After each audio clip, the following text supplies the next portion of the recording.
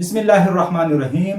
نن په افغانستان کې تاسو ته پته ده بیګا چې کومه زلزله شوه د هغې ریزلټس را روان دي او ډېر شي خلک پکې شهیدان شوي دي او ډېر شي خلک څه دي زخمیان دي. نن هغې حوالې سره وایو چې دا زلزله څنګه شوې ده، په کم ځای کې شوې ده او دا دومره نقصان یې ولې کړی دی. خاص کر موږ وایو دا سکیل ریکټر سکیل چې کوم دی او د هغې سره دا ډسټنس به ګورو چې څومره نږدې ده زلزله او څومره لرې ده. په دې ځای کې به تاسو اورېدلی چې دومره ژوره ده او دومره دا زلزله نږدې ده ځمکې ته. راځئ د افغانستان د دې زلزلې ډیټیلز ګورو. په 1147 پرون د شپې په 1147 باندې دا زلزله شوې وه او تاسو لیدلي تاسو په پاکستان کې هم دا زلزلې جټکې څه کړي محسوس کړي وی.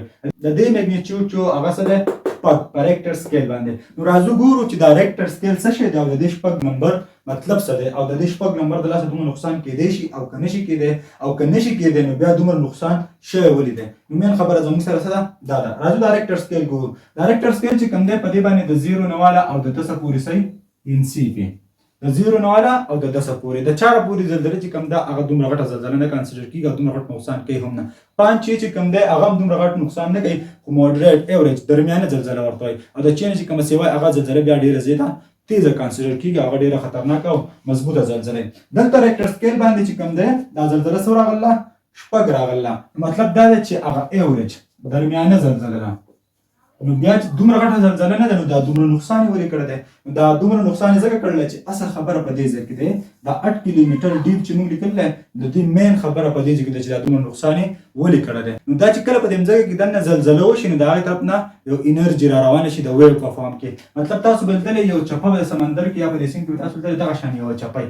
دغه شان چې کله زلزله وشي نو د ځمکې د سر ته له پاسه یوه چپه را روانه شي د انرژي د طاقت، هغې ته وایي سیزمیک ویو. او دا سیزمیک ویو چې مجر کېږي نو په سیزموګراف مجر کېږي او هغه ګراف د ای سی جي په شان دي دغه شان دی دغه شان نښې په هغې راځي. نو که چېرته دا نښې داسې وړې وړې وي نو مطلب دا چې زلزله کمزوري ده. که چېرته زلزله طاقتوره وه او سیوا وه دا زلزله چې کوم ده دا ویو چې کوم دی دا سیزمیک ویو په سیزموګراف باندې به دا داسې ښکاري غټ غټ. یا که ډېره غټه زلزله وه نو بیا به سیزموګراف باندې دا زلزله صحیح سیوا ښکاري دغه شانتې دا کرسټ او ټرف دا ویو دا چپه چې کوم ده دا به ښکته بره صحیح ډېر زیات سیوا نو دا زلزلې نه موږ ته پته لګي چې دا په سیزموګراف باندې چې سیزمیک ویو سیوا دی نو زلزله څه ده طاقتوره ده. او بیا په لاګریتم باندې موږ دا کنورټ کوو په میتس باندې دا میتس فارموله ده په هغې باندې موږ کنورټ کوو څه ته د ریکټر سکیل ته. دا دې ساینټسټ راویستې وه او د 0 نه واله او د څه پورې انسي دي پې د 10 پورې. تاسو ته ما وویل 0 نه 4 پورې چې دی دا دومره غټه زلزله نه 5 چې درمیانی او د چین او بر باندې غټې زلزلې خو ډیپینډ کوي. تاسو ته ما وویل